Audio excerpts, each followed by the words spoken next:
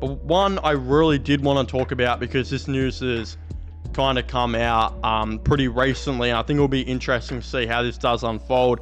But it's actually talking about Zane Duursma and the report that he could be, of course, looking to go to the Essendon Football Club. It has been reported that Cal Toomey has noted if Zane Duursma were to be on the move, Essendon would be the primary destination for the youngster. The 20-year-old, 190cm and brother of Essendon wingman Xavier Duursma is a reliable goal kicker, strong mark, inside 50, an excitement machine, and being snatched up by the Roos with pick 4 of the 2023 AFL draft. He's contracted, therefore we would need to trade for him. Again, I actually think Duursma would be a really good option for the Bombers, and this is coming from a guy who's pretty anti-Duursma. I'm sure for those of you who've been watching the channel for quite a bit know there aren't too many players I dislike in the league, but I'm not a big Xavier Duursma fan at all. I think you like Xavier Duursma or you don't. This is, of course, the older brother who plays for Essendon on the wing. I don't, other than this year, he actually had an okay year this year, I will admit that. But I have thought for a little bit now that Xavier Duursma has a lot of really bad footy problems. I think he is weak.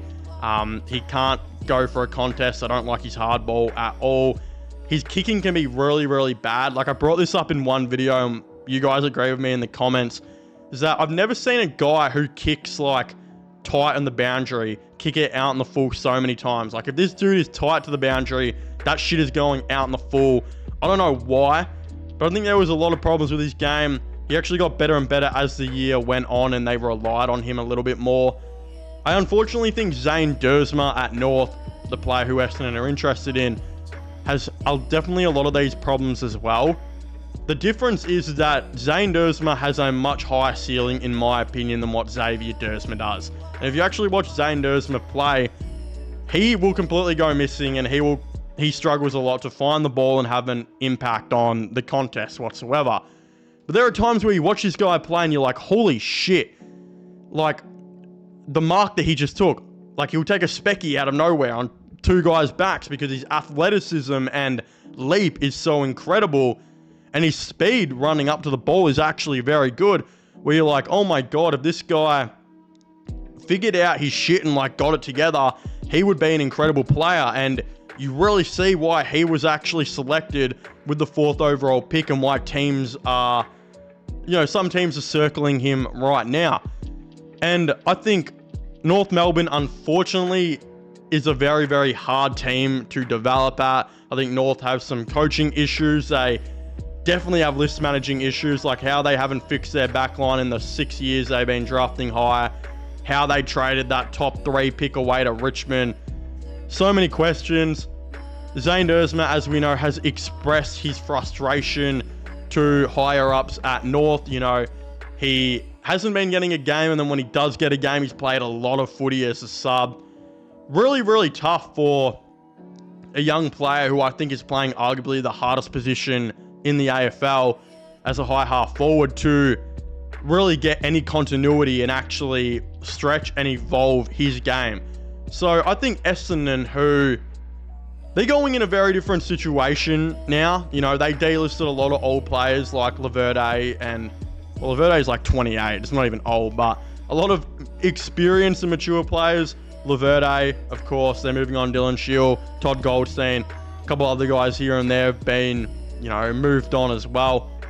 They're going very, very young next year, and it's what they definitely need to do. But lucky for them, they still got some older, experienced players who should be able to still help this team out. I think Zane Duursma is going to be much more likely to develop his game at Essendon.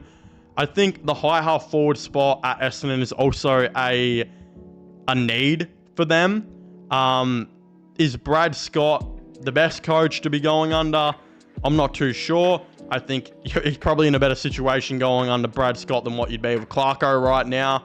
I mean, sometimes I watch Clarko's game style and I want to do a backflip off the biggest bridge in Melbourne. But in saying all of that, you still have to wonder, is Zane Duursma going to be that guy. And then the issue is how do you work out a trade here? If Zane Duursma does want to go to Essendon and he requests a trade there and whatnot, and you're North Melbourne, you're thinking, hold on a second, we've got this guy contracted. He was pick number 4 a year and a half to 2 ago. We think he's going to be an incredible player still, and hopefully, you know, as we develop and whatnot, he'll develop with us. We don't really want to trade him, and if we do trade him, we still want a good pick, because this dude was literally just a pick 4 not so long ago. But Essendon would be sitting there and they'd be thinking, hold on a second, Zane Duursma has been absolutely booty cheeks for you. He's not happy with the club right now. He could struggle to get a game for you next year, and he could never be or develop at North Melbourne.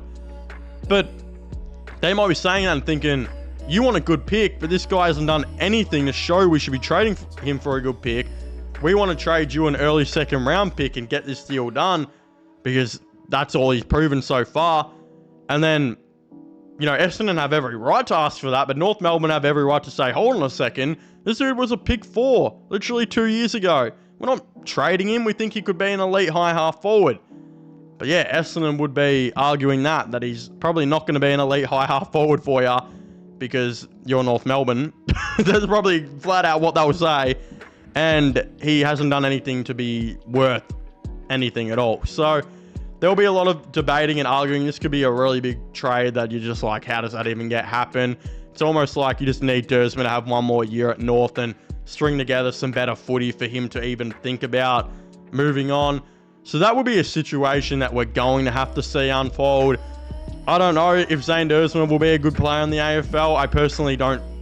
I'm probably more on the side of I don't think he will, just because I see way too much of his brother in him, which, I mean, his brother's turned out to be an okay player, but would Xavier Duursma get a game on any team in the top 8 right now? Probably not. So it is like a toss-up situation.